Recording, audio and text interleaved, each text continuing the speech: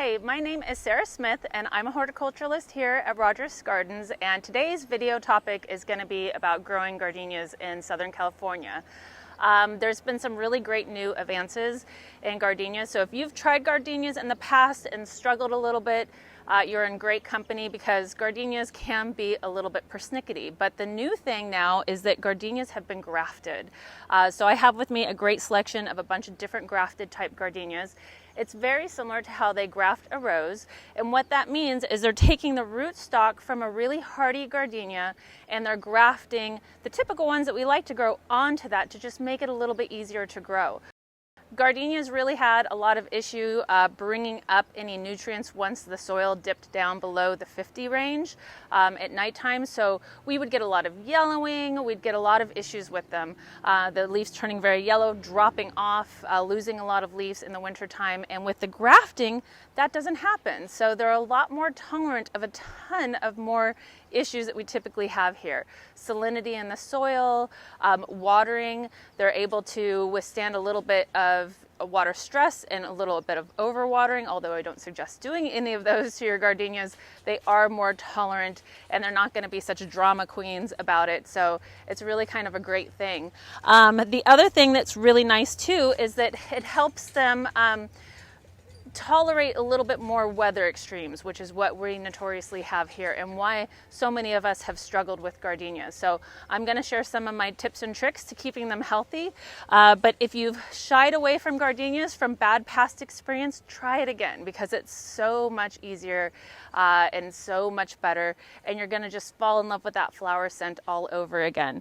The thing that gardenias still need, even the grafted ones, is a little bit of acidity. So we sell a lot of great things that really help out with that. First off, you want to deal with the soil. So if you're planting one in the pot or you're planting it in the ground, I suggest that you get this Garden and Bloom acid mix. This is really great. So if you're doing it in a pot, you want to mix it 50-50 with some regular potting soil. If you're doing it in the ground, I suggest digging your hole wider than the pot but not deeper, and then backfilling it 75% with the acid mix and the rest with your native soil. That will really help with the acidity. So when it comes time to feeding, I suggest the down-to-earth acid mix. This one's really great. This is just a granular. You spread it on the ground. You don't want to mix it into the ground. Gardenias have a very fibrous, very shallow root system. So if you start digging in the ground too much, you can actually damage the roots. So you want to stay away from doing that. I suggest just putting this on the ground and watering it in. Gardenias also really like to be mulched because of their shallow root system. That helps with watering. It keeps the roots cool when it's really hot, and then it keeps the roots warm at nighttime when the soil dips down a little bit. The other thing you can do is if you do notice some yellowing, and with these, like I said, you're going to experience a lot less of that, a little bit of extra iron in the soil will help with that. If the leaves turn too yellow, sometimes they're going to fall off. Just go ahead and pick those really yellow ones off. They get to the point where they're too damaged, they won't necessarily come back, but this will help that from happening too much. The other really beautiful thing about gardenias is that smell. So there's just nothing like it. And one of the ones that I want to show you, we have a bunch of different ones. I have the First Love here is my favorite. This is like the florist quality gardenia. So the ones you actually buy in the store as cut flowers, that's these guys. The flower is about 5 inches across, absolutely beautiful, really gorgeous and double, and makes for a really great cut flower. So I suggest cutting it. The more you cut your gardenias, the more flowers you're going to get too. So don't be afraid to cut them because you don't want to lose those flowers. Cut them and bring them inside because you'll get more flowers on your plant in the long run, which is really kind of cool. With planting areas, gardenias actually, if you're very coastal, can handle full sun.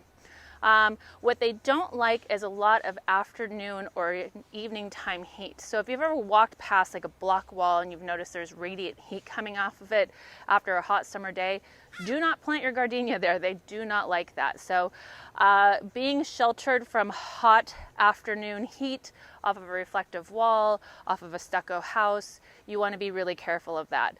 So planting them someplace away from that so they can have a little bit of that cool down will really be helpful for them as well.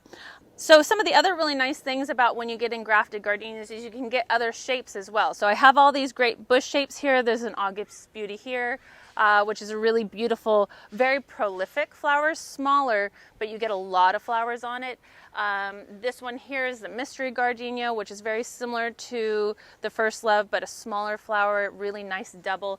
And then we even have Patio Trees, which, how cute is this? This would look adorable on a pot. This is where you have a tall trunk and a small head up top. So you have that little tree type looking gardenia. This one's really beautiful too because it's a miniature.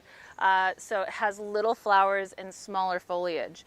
The thing that I think is really nice too when you have these grafted gardenias is they just tend to keep that really nice deep green rich foliage to them, which just makes those flowers pop even more.